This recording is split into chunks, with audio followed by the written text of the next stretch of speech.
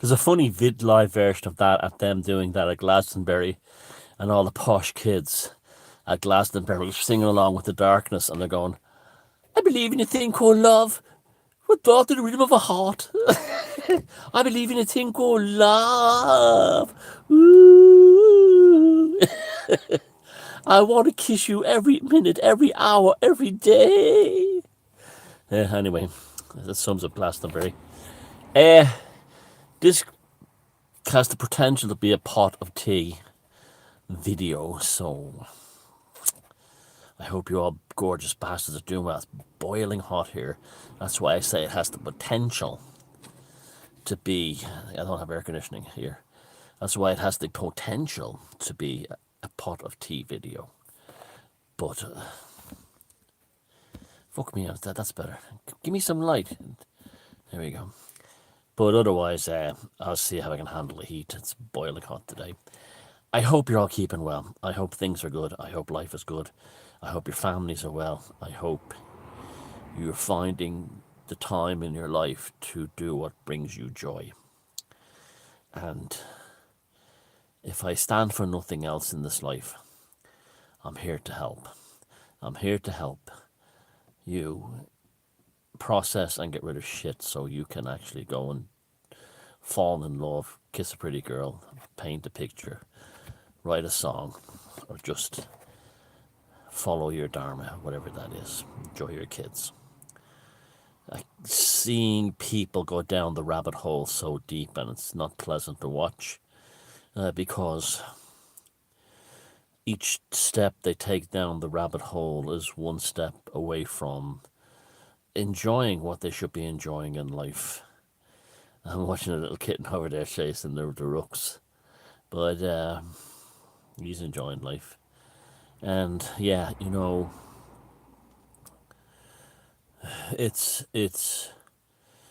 don't let the fuckers take the song from your heart. Don't let if you've got a roof over your head, a clothes on your back, and food on the table, you've got what most people that have ever lived on this planet have longed for. And if you find love and friendship and a creative outlook in your dharma, then you're doing fantastic.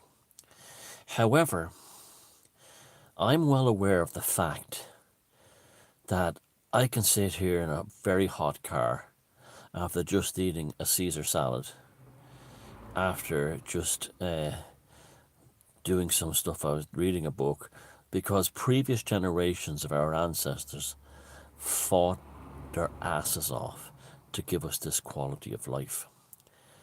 And it didn't happen by osmosis, and it didn't happen by chance.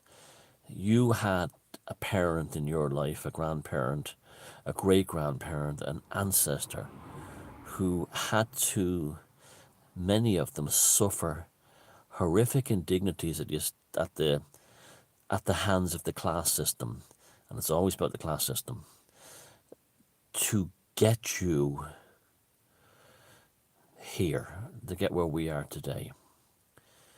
We're only a stone's throw away from them and what they did for us. And for us to have the current crop of aristocrats take this away from us would, just like taking the transubstantiation of the sacred needlecraft to the foghorn leghorn, would be an insult to their memory, because they sacrificed so we could be comfortable. And we must never let this be taken from us. And they use every excuse to try and take this from us, because they hate the fact that they can't whip us and throw us down the mines at 9 years old. They hate the fact they can't keep us on a subsistence diet. They long for this more than anything. And things like the Great Reset is just them wanting to go back to feudalism. And they see the IT system as the mechanism that will deliver this new feudalism, where we survive on a subsistence diet of crickets and soy. And All we basically do is work, and if we don't work, we have to give up sacrifice in some way. We have to have a reduced lower standard of living. Now, the real reason why they're doing this is the same reason they're obsessed with population reduction. It has nothing to do with the numbers of humans taxing the planet. It is entirely to do with the more of us there are, the less weight, the less wealth the aristocrats have, the less money they have. If they're rich and they're on, say if you're a millionaire, a billion aristocrat on an island, and there's you and there's 99 other people, and you have most of the money, okay? That 99 people is, you can sustain that. But if there's 199, that means that extra 100 people has eaten directly into your wealth, into your hoard. And this is the only reason the likes of Bill Gates and the eugenicists and all the other rest of them are obsessed with population control, is because the more of us that peasants there are and serfs there are, the more we are eating into their wealth. That's all it is. It's purely who has the pie and who has the biggest finger in the pie, and making sure that no other fingers can get into that pie. That's all it's about. There's nothing about anything else. Now, I think there's some strange stuff going down in the dreamscape at the moment. I have had, in the last 2 days, the most outstandingly strange but prophetic and symbolic dreams I've had in years. I'm not going to talk about them in this video, but I will talk about them in the Week in Strange tomorrow night on Beyond Room 313 channel. So if you're on Facebook, go to the Beyond Room 313 group, and Jason tomorrow night Irish time, 9 o'clock, there'll be a link up there where you can watch me, Jason and Timothy live. And I'll give the psychic weather, a major psychic weather live tomorrow. Perhaps the most surrealist one to date. And if not, you can watch it in a few hours later after it's uploaded to YouTube. Usually, if you live in Europe, it arrives in time for breakfast. So, what I want to really talk about in this video is how bleak things were in 2020 and 2021, okay? And how rapidly they turned around. From the initial announcement of the Rona to the rollout of the first to third transubstantiation of the sacred needlecraft and onto the foghorn leghorn, we have experienced an unprecedented turnaround in natural law taking natural justice upon the perpetrators. The other day, one of the people in Austria who was responsible for, remember when they had the mandatory needlecraft there, committed suicide. Now, if this person has realized that she's probably murdered millions of Austrians with this mandate, or hundreds of thousands, then her slewing herself, she has gone with honor. But the rest haven't, and the rest won't. Very few will.